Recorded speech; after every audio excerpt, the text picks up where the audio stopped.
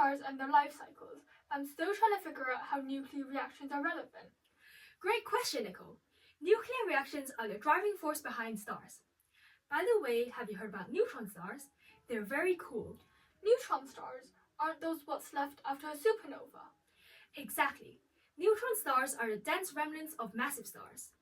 They're like giant atomic nuclei that compose entirely of neutrons. To understand them, we need to start with stellar nucleosynthesis, the process that creates elements inside stars. In a star's core, nuclear fusion combines hydrogen nuclei, which are essentially protons, into helium, releasing huge amounts of energy as described in Einstein's famous equation E equals mc squared. This fusion creates the light and heat that makes a star shine. Ooh, so stars are like giant nuclear reactors. Yes, exactly.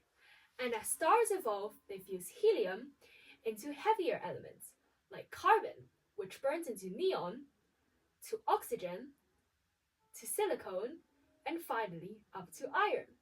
But iron is different. Trying to fuse iron doesn't release energy, it actually consumes it. Oh no, then what happens? Without the energy pushing outwards, gravity wins. The star collapses under its own weight. The densities and pressures become so extreme that proton and electron combine into neutrons in a process called inverse beta decay. That's a nuclear reaction too, and it produces neutrinos. Yes, a flood of neutrinos escape from the core. This triggers a supernova explosion, ejecting the outer layers of star into space. And what's left is a neutron star. Exactly. It's a dense object about 20 kilometers in diameter, but with a mass greater than the Sun. And the best kind of neutron stars are in a binary system. They're friends.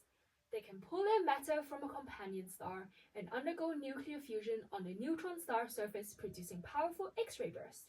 Wait a minute, so fusion still happens even in a dead star? In some sense, yes, but only in those systems. And when they collide, they can crush and kill each other, and this is called a kilonova. And heavy nuclei are made again. So the gold in my ring must have come from a collision of a neutron star. Yes, and other heavy elements like uranium and platinum too, but this time not by fusion. It's the neutron-rich matter falling apart and reassembling. And after the kilonova, they collapse into a black hole. So they die again? Yes, they do. But how does studying neutron star help us here on Earth? Aren't they like many, many light years away? Neutron stars are like natural labs for nuclear physics. They help us understand nuclear forces under extreme conditions, which we can apply to improving nuclear reactors. So studying neutron stars could make nuclear energy safer and more efficient? Absolutely.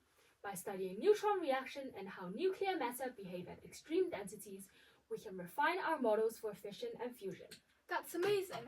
I thought neutron stars were just dead cosmic leftovers, but they're actually teaching us about nuclear physics here on Earth. Exactly. Nuclear physics ranges from powering stars to powering our homes. Isn't the scale massive? I really want to go outside and look at the stars now.